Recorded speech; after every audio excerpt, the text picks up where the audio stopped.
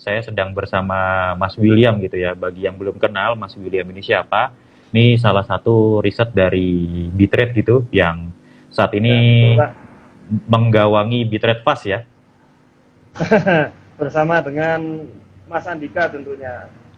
Bersama dengan Mas Andika. Jadi Andika kalau teman-teman Pragapura. yang mau trading cepat gitu ya, mungkin one day trade atau mungkin scalping gitu, nanti bisa ikutan di Bitrate Fast. Dan caranya gimana, nanti kontak aja DM di IG ini di Bitrate_Elevation.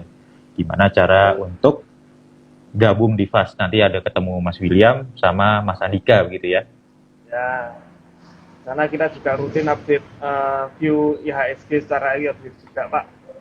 Jadi Oke, baik. teman-teman bisa mendapatkan analisa IHSG secara Mhm. daily, perkembangannya seperti apa, arahnya bagaimana, support resisten pentingnya di mana, dan juga tentunya saham-saham mana saja yang bisa ditradingkan dengan cepat. Biasanya kita maksimal untuk menahan posisi saham kita itu selama 2 hari saja. Jadi misalnya sudah lewat 2 hari ya bagaimanapun hasilnya kita jual. Tapi Oke. kita juga di sini yang penting adalah disiplin take profit dan cut loss-nya supaya aman modal kita. Oke. Kayak tadi ya, hari ini kayaknya tadi saya melihat emiten-emiten dari apa namanya? Grup MNC ya. Kayaknya cuan banget MNC itu. ada hari ini kita banyak meraih cuan Pak. Take profitnya cukup banyak hari ini dari Tadi sektor ada apa ya? energi ada Goto, eh, ada grupnya MNC BABP tadi ya? itu ada IPTP, ada BABP, ISSP ada tadi dari eh, sisi mineral batu bara, ada ADMR, ada BRMS.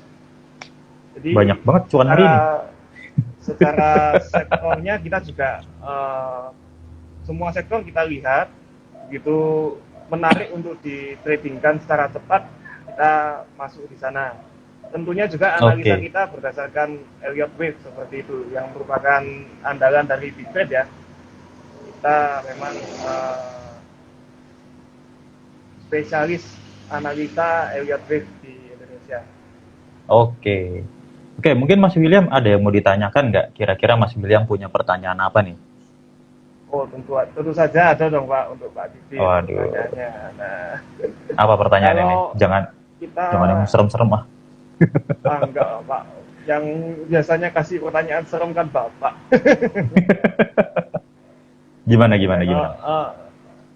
sekarang ini kan ada yang bilang kalau IHSG ini jangan-jangan akan melanjutkan penguatannya dan nggak akan koreksi lagi. Nah, kalau menurut Pak Didit, misalnya saya sebagai seorang calon investor nih, kira-kira ada sektor apa yang bisa diperhatikan untuk Oke. mulai dipertimbangkan untuk investasi jangka depan ya. Mengingat ini kan sudah mulai masuk semester 2, biasanya nih kan harga-harga saham di bulan-bulan yang belakangnya ber itu kan Miber. berterbangan ke atas, miber. Oke. Nah, itu sektornya apa yang menarik? Sektor apa saja? Oke. Yang pertama kalau kita lihat, mungkin saya jelaskan secara makro sedikit gitu ya. Kalau kita lihat yang pertama, dengan adanya kenaikan suku bunga, seharusnya secara teoritis ini emiten-emiten yang dengan apa namanya, dengan hutang yang cukup besar atau debt to equity rasionya cukup besar, ini akan berpengaruh negatif. Maka dari itu nanti dapat untuk investasi sebenarnya agak kurang cocok untuk emiten-emiten dengan besaran hutang yang cukup besar gitu ya, dan nanti pengaruhnya dari suku bunga Oke. sendiri. Dan kalau kita lihat yang lagi hype nih apa sih? Sebenarnya yang lagi hype ini dari sektor energi. Karena apa? Karena Eropa lagi krisis energi. Pasokan Ah, gasnya hampir di stop sama Rusia begitu ya, dengan alasan sedang perbaikan kilang gas atau pipa gas gitu di daerah mana gitu ya. Nah, itu sedang baik. alasannya seperti itu kayak gitu. Itu yang pertama, sektor energi. Sektor energi ini apa? Eropa itu butuh gas. Substitusinya apa? Substitusinya ya ke batu bara. Penghasil batu bara siapa? Penghasil batu bara itu ada Australia, ada Indonesia, dan ada dari daerah Iya. Afrika. Nah, ini dapat kita cermati. Kenapa harga batu bara ini cenderung melonjak seperti itu? Karena ya demand and supply gitu aja. Karena kebutuhan yang besar, supply-nya kemarin cukup tipis gitu ya. Wah, ini ada Project. Selamat malam Project. Aduh. Ya, sama-sama Pak Jack. Supply-nya cenderung tipis karena apa? Kemarin Australia banjir. Australia Oh, banjir berarti otomatis tambang-tambang batu bara di Australia belum dapat beroperasi, sehingga batu betul. bara ini impornya dari Indonesia begitu ya, dan mungkin dari beberapa negara di Afrika. Itu jadi mungkin dapat dilihat nanti dan dapat dicermati dari sektor energi terutama di batu bara. Kemudian kalau kita lihat dari Pak COVID ini naik, ada nggak pengaruhnya ke sektor kesehatan? Mungkin waktu itu saya pernah ngobrol sama Mas William ya, target COVID di area 5.000 ya, dan nyampe di area 5.000. sudah sudah take profit katanya Pak Didit. Sudah take profit di area 5.000. Break Nah, resistance. sektor kesehatan gimana? Apakah akan naik? Bisa iya, bisa enggak. Karena apa? Karena vaksin sudah digalakkan, sudah sampai Betul. booster dan akan ada booster kedua. Kemungkinan besar tidak, Booster ya keempat semoga ya ini Pak harapan, ya. ya semoga saja dan harapannya tidak akan separah dari Delta dan Omikron gitu.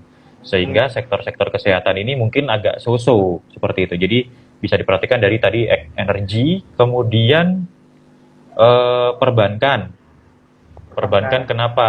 Perbankan karena tadi rilis laporan keuangannya cukup menarik. Dan kalau suku bunga naik, biasanya sektor-sektor perbankan ini cukup diuntungkan. Meskipun dengan kenaikan suku bunga ini menjadi dua mata pedang yang bisa mempengaruhi di sektor perbankan gitu. Kemudian karena sektor energi yang berhubungan dengan energi adalah alat berat. Nah, alat berat ini ya apalagi alat berat khusus untuk pertambangan. Alat berat khusus pertambangan berarti nanti cukup positif gitu ya pengaruhnya dengan sektor energi yang apa namanya? Yang sedang berkembang seperti itu. Terus biasanya ada yang nanya begini nih. Gimana Pak dengan sektor teknologi? Oke, sektor teknologi kemarin Nasdaq itu naiknya 4%. Pak, kenapa suku Wah, bunganya itu. naik, tapi saham-saham teknologinya naik gitu ya? Nasdaq-nya naik cukup kencang, kayak gitu. Nah, kenapa seperti itu? Sebenarnya dengan kenaikan kemarin, suku bunga The Fed naik 75 basis point. Tapi kenapa bursa Amerika naik, Asia naik, IHSG naik?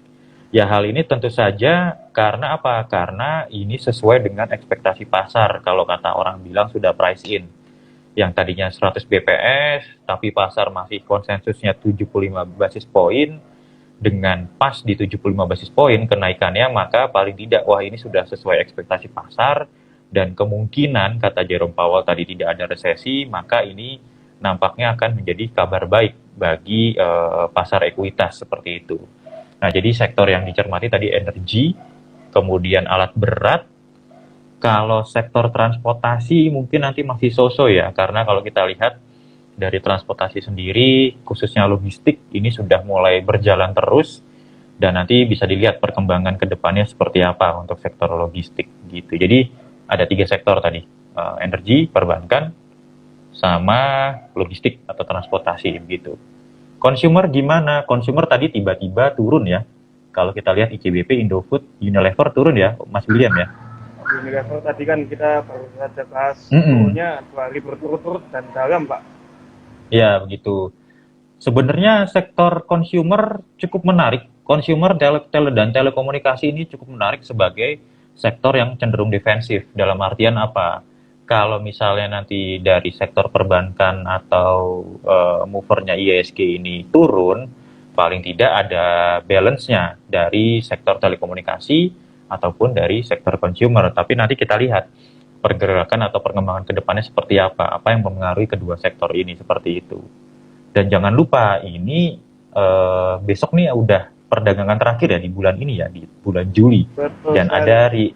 ada rebalancing. Balancing ya.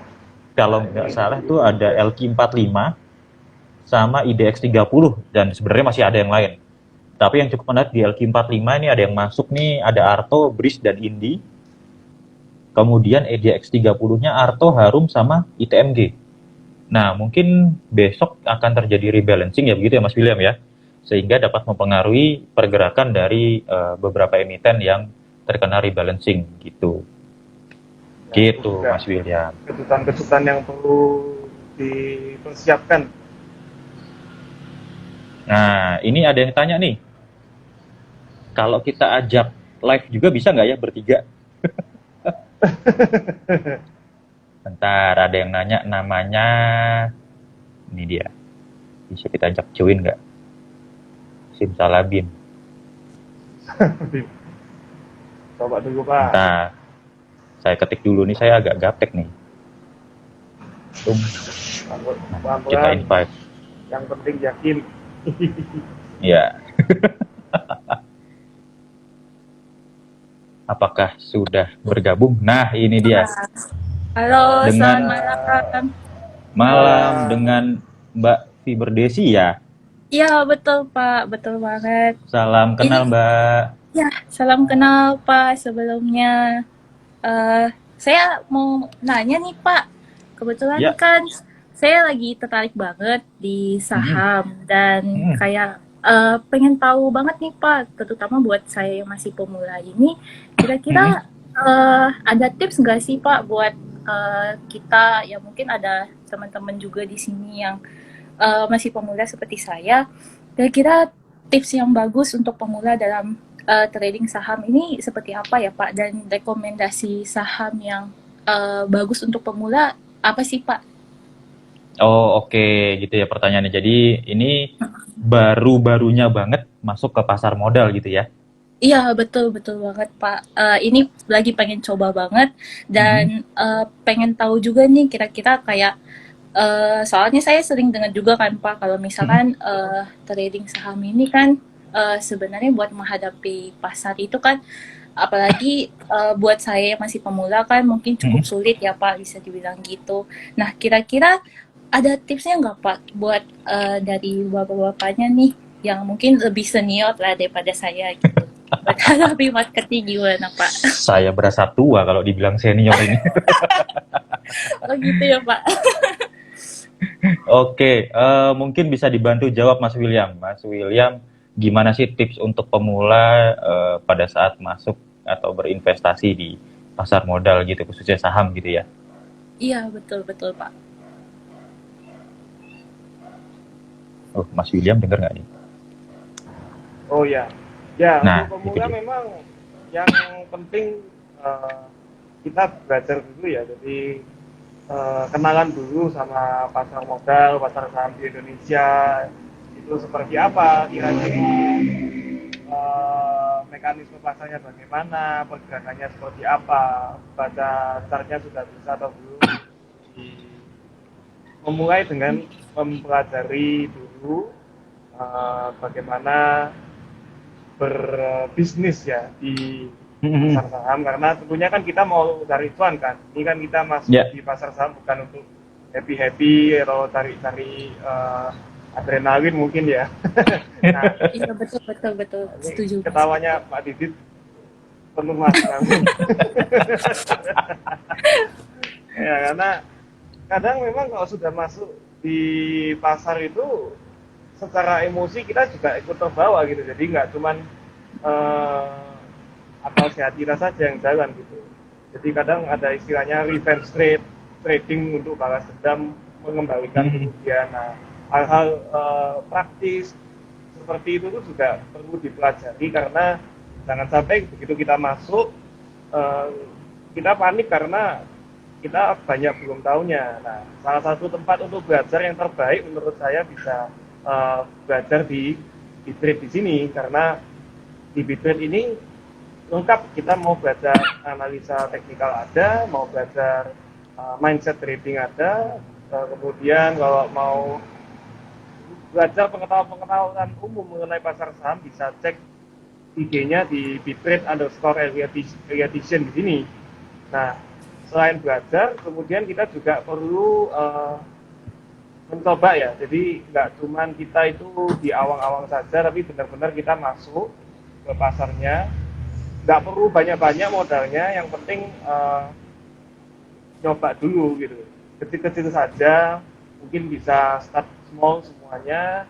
Nah, dari situ saya percaya kalau sudah semakin terbiasa dan tetap semangat meskipun nggak gampang ya di pasar saham, tetap optimis, pasti bisa. Apalagi kalau dibimbing sama Pak Didit, wah itu win rate-nya semakin tinggi biasanya. Waduh, waduh, waduh, waduh, waduh. Wah, Waduh. oke Mas. Gitu Berarti ini kira-kira. ya Mas ya, memang eh, lebih kalau misalkan di trading saham ini memang kita harus mindsetnya itu trading juga bukan untuk apa main-main juga ya Mas ya. Memang harus banyak belajar ilmu juga dari senior-senior yang memang sudah berpengalaman juga, dan psikologinya juga harus di ini ya. Kadang psikologinya yang susah sih Mas sebenarnya. Apalagi kayak kalau kita tiba-tiba los, aduh itu kadang agak sedih di Ya, situ. Oh iya, ini mungkin bisa ikut ini. Kalau nggak salah kita ada webinar ya. Webinar yang gratis dan yang khusus member gitu ada ya kalau nggak salah Mas William ya. ada Pak, ada. Kita di Bitrate sekarang Jadi rutin. mungkin nanti bisa ini aja DM ke IG-nya bitrate_Eliadison, coba tanya untuk infonya kapan ada lagi webinar. Kalau nggak salah tuh ada market outlook sama satu lagi tentang entah itu tentang mindset atau tentang trading plan dan segala macam ya Mas William ya. Betul, betul. Wah, Betul. menarik Jadi banget nih. Oke. dari teman-teman di Bitrate kami juga dengan senang hati memberikan edukasi gitu gratis juga untuk teman-teman yang mau join, mau belajar, bisa join di Bitrate, ikut webinarnya ya. Tinggal DM tadi seperti yang Pak Didit sampaikan. Wah, boleh. Berarti boleh juga ajakin teman-teman gitu ya Pak ya, karena banyak banget nih teman-teman saya juga yang masih pemula banget Pak di saham gitu, dan pengen banget nih belajar juga tentang apalagi mindset dan bikin trading plan juga sih Pak. Boleh Menarik sih. banget, boleh banget. Oke, mungkin gitu ya, Mbak Desi, Oke, Mbak Pak. Fiber Desi mungkin udah terjawab ya. Sudah sangat terjawab sekali sih Pak. Terima kasih. Oke, terima kasih Mbak Fiber Terima Desi. kasih Mas William. Semangat Mbak Desi. Semangat. Semangat. Ini matiinnya gimana ya?